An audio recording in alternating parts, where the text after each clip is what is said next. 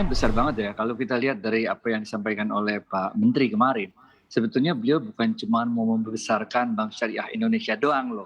Tapi beliau kayaknya ya dari pernyataan-pernyataan beliau, beliau mau membuat ekosistem yang lebih lengkap untuk perbankan syariah.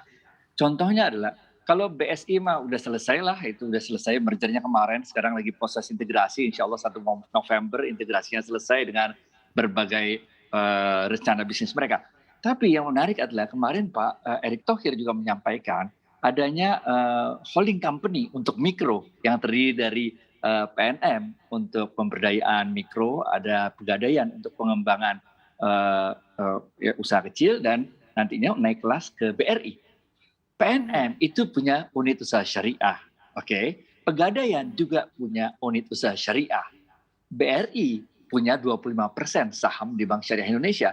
Artinya sebetulnya yang disampaikan oleh Pak Erick Thohir kemarin, sebetulnya beliau ingin melengkapi Bank Syariah Indonesia di satu sisi, tapi beliau juga ingin melengkapi dengan bank atau lembaga keuangan yang fokus di segmen mikro.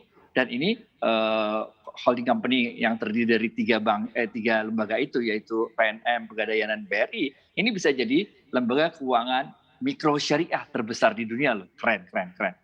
Jadi insya Allah saya melihat ini luar biasa pangsanya. Baik, potensinya Dan sangat kalau luar kita biasa lihat, ya Pak Adi ya. Pak Adi, tapi kalau kita lihat juga Pak Erick Thohir kan juga mengatakan dan juga menilai bahwa RI sebenarnya terlambat mengembangkan potensi ekonomi syariah. Kalau kita lihat di Malaysia saja misalkan begitu ya Pak ya, ini penetrasi dari perbankan syariahnya ada di kisaran 40%, sedangkan kita hanya ada di 5% saat ini. Nah, bagaimana Anda melihat progres dari pengembangan potensi dari ekonomi syariah ini dalam beberapa tahun terakhir, Pak? kalau saya sih yakin ya apa-apa rencana-rencana besar yang ada di kepalanya Pak Erick Thohir, kemudian dukungan dari pemerintah secara keseluruhan, ada Bu Sri Mulyani, ada Pak Wapres, ada Pak Presiden sekalian, ini luar biasa sekali kalau menurut saya ya. Karena itu tadi kita baru cerita tentang dua hal ya.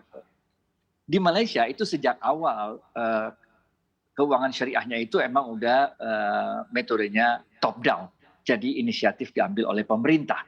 Sedangkan di Indonesia ketika Bank Muamalat berdiri tahun 92 dulu itu bottom up. Jadi keinginan inisiatif masyarakat. Tapi sekarang kita lihat antara bottom up di Indonesia dengan top down di Indonesia ini jalan nih.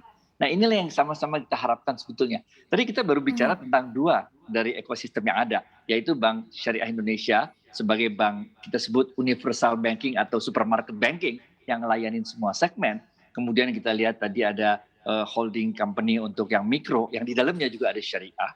Saya menurut analis ya, kalau kita sebagai analis melihat, ini akan lebih komplit lagi kalau misalnya kita juga memiliki sebuah bank syariah yang menggarap secara fokus segmen perumahan. Nah, ini kalau kita garap secara khusus lagi, karena memang karakteristiknya beda perumahan. Kalau ada satu bank yang khusus fokus menggarap perumahan syariah ya, ini sangat berpotensi menjadi bank KPR syariah terbesar di dunia. Ini keren banget. Udah kita hitung angkanya kira-kira 360-370 triliunan lah. Bahkan bisa lebih besar daripada Bank Syariah Indonesia itu sendiri.